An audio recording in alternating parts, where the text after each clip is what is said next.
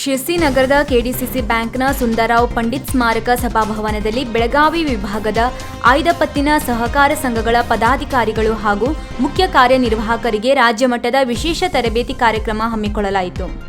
ರಾಜ್ಯ ಸಹಕಾರ ಮಂಡಲ, ಉತ್ತರ ಕನ್ನಡ ಜಿಲ್ಲಾ ಸಹಕಾರ ಯೂನಿಯನ್, ಸಹಕಾರ ಇಲಾಖೆ ಹಾಗೂ Canara district central cooperative bank ಸಂಯುಕ್ತಾಶ್ರಯದಲ್ಲಿ ತರಬೇತಿ ಕಾರ್ಯಕ್ರಮ ಹಮ್ಮಿಕೊಳ್ಳಲಾಯಿತು. ಕಾರ್ಯಕ್ರಮವನ್ನು ಶಾಸಕ ಹಾಗೂ ಕೆಡಿಸಿಸಿ ಬ್ಯಾಂಕ್ ಅಧ್ಯಕ್ಷ ಶಿವರಾಮ್ ಹೆಬ್ಬಾರ್ ಉದ್ಘಾಟಿಸಿದರು. ಈ ವೇಳೆ ರಾಜ್ಯ ಸಹಕಾರ ಮಹಾಮಂಡಳ ಉಪಾಧ್ಯಕ್ಷ ಜಗದೀಶ್ ಕವಟಗಿಮಠ, ನಾಮನಿರ್ದೇಶಕ ಎನ್ ಗಂಗಣ್ಣ, ನಿರ್ದೇಶಕರಾದ ಜೆಪಿ ಪಾಟೀಲ್, ಬಸವರಾಜ್ ಎನ್ ಅರಬಗೊಂಡ ಮತ್ತಿತರರು ಭಾಗವಹಿಸಿದ್ದರು. ಈ ವೇಳೆ ನೂರಾರು ಸಂಘದ ಪದಾಧಿಕಾರಿಗಳು ಹಾಗೂ ಮುಖ್ಯ ಕಾರ್ಯನಿರ್ವಾಹಕರುಗಳಿಗೆ ತರಬೇತಿಯನ್ನು ನೀಡಲಾಯಿತು. ನಾವು ಎಷ್ಟು ಸಂದಿಗ್ಧ ಕಾಲದಲ್ಲಿ ಇವತ್ತಿದ್ದೇವೆ ಅಂತಂದರೆ, ನಿರೀಕ್ಷೆ ಮಾಡಲಿಕ್ಕೆ ಸಾಧ್ಯ ಇಲ್ಲದೆ ಹೋದಂಥ ಸಂದಿಗ್ಧ ಕಾಲದಲ್ಲಿ ಸಹಕಾರಿ ಕ್ಷೇತ್ರ ಇದೆ.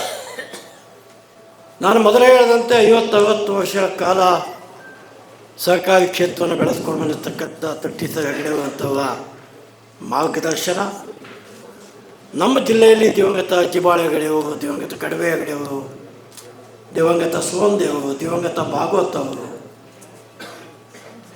ದಿವಂಗತ ಮುಟ್ಟಿನ್ಸರ್ ಹೆಗಡೆಯವರು, ರಾಮಕೃಷ್ಣ ಹೆಗಡೆಯವರು, ಹೀಗೆ ಅನೇಕ ಹಿರಿಯ ಜೀವಗಳು ಈ ಸಹಕಾರಿ ಕ್ಷೇತ್ರದ ಅಡಿಪಾಯವನ್ನು ಭಾಳ ಗಟ್ಟಿಯಾಗಿ ಹಾಕಿದ್ದಾರೆ. ಇವತ್ತಿಗೆ ರಾಜ್ಯ ಸರ್ಕಾರದ ಕಾನೂನು, ಕೇಂದ್ರ ಸರ್ಕಾರದ ಕಾನೂನು, ಯಾವೆಲ್ಲ ಸರ್ಕಾರಗಳಿದೆ, ಸರ್ಕಾರದ ಬಗ್ಗೆ ಪ್ರಶ್ನೆ ಮಾಡೋದಕ್ಕೆ ಹೋಗೋದಿಲ್ಲ. ಆದರೆ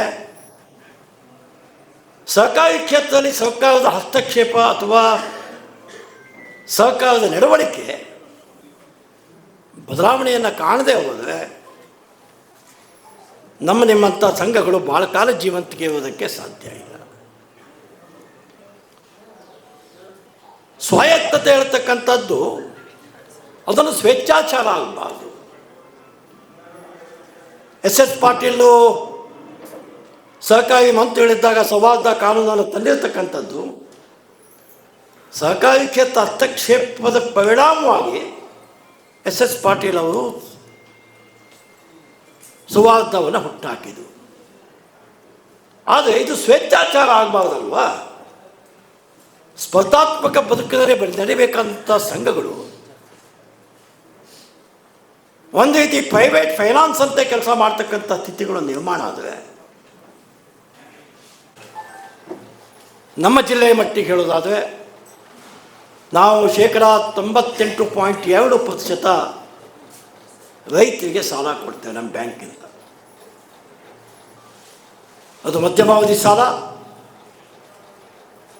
ಅದು ಬೆಳೆ ಸಾಲ. ಈ ಎರಡೂ ಸಾಲಗಳನ್ನು 98% ಜನಕ್ಕೆ ನಾವು ಕೊಡ್ತೇವೆ. 2% ಜನಕ್ಕೆ ಮಾತ್ರ ರಾಷ್ಟ್ರೀಕೃತ ಬ್ಯಾಂಕ್ ಕೊಡುತ್ತೆ. ವೀಕ್ಷಕ ಮಹಾಪ್ರಭುಗಳೇ, ನಮ್ಮ ಚಾನಲ್ ಅನ್ನು ಸಬ್ಸ್ಕ್ರೈಬ್ ಮಾಡಿ, ಶೇರ್ ಮಾಡಿ, ಪ್ರೋತ್ಸಾಹಿಸಿ.